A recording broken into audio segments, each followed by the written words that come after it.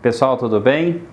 Achei curioso, uma pessoa veio perguntar para mim no hospital que ela viu um seriado famoso lá, o House, e aconteceu determinada coisa com o personagem, ela achou super curiosa e veio perguntar se era real aquilo, se aquilo acontecia. O que tinha acontecido lá com o personagem lá da série? O personagem ele estava com uma afasia. Então quero falar para vocês um pouquinho hoje sobre a afasia, tá? Sobre os distúrbios de linguagem, né? Em especial em um contexto neurológico mais agudo. Como que é isso?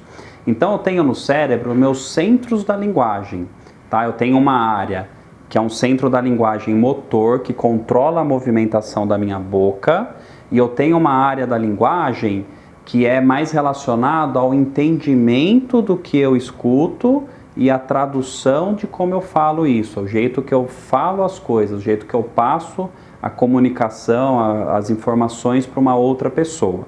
Então eu posso ter uma lesão que atinge esses dois locais e pode interferir na minha linguagem, dando uma afasia. Então, por exemplo, o primeiro caso é uma afasia, a gente fala de afasia de Broca. Então, fica comprometido a parte motora da minha linguagem. Como que é isso? De repente, a pessoa para de falar. Ela olha para você, ela está entendendo o que você está falando, mas quando ela tenta falar, ela não consegue articular palavras. Ela fica...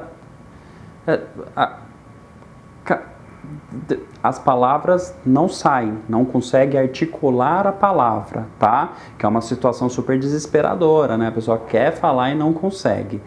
Já a outra que apareceu na série é o que a gente chama de afasia de Wernicke. A lesão está na parte lá da linguagem que interpreta a linguagem e faz a pessoa comunicar o que ela quer passar. Então, nesse caso, a pessoa está olhando para você, ela está tentando comunicar, ela articula palavras muito bem, a fluência dela está normal, mas o conteúdo da fala dela é ininteligível.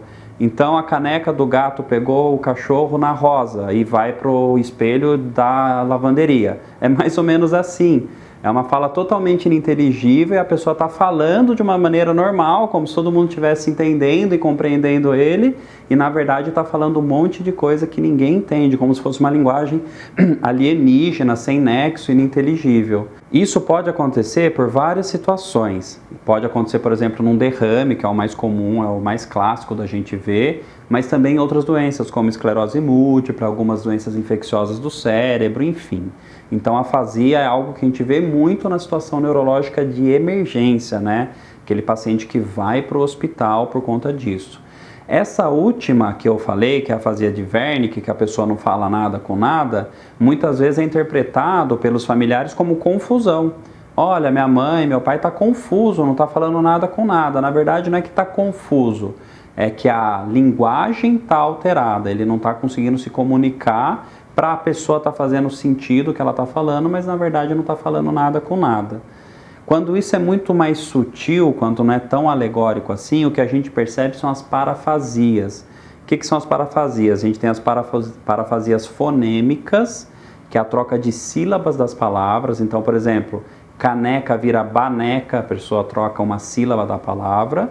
Ou pode ser as parafasias semânticas, a pessoa troca palavras por outras palavras mais ou menos parecidas. Por exemplo, troca caneta por lápis, troca panela por pote, coisas nessa monta.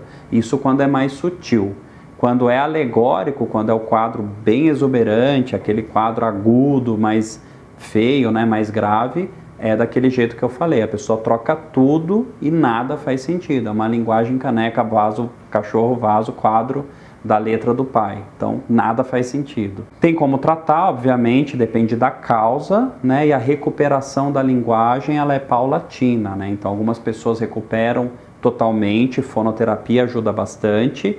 Outras recuperam, infelizmente, parcialmente e acabam ficando com uma sequela de linguagem, que é o que a gente fala, que vai dar uma dificuldade nessa área aí neurológica para o resto da vida. Espero ter solucionado a dúvida dessa pessoa, né, essa curiosidade aí que apareceu na série. Semana que vem mais um tema para vocês. Um abraço.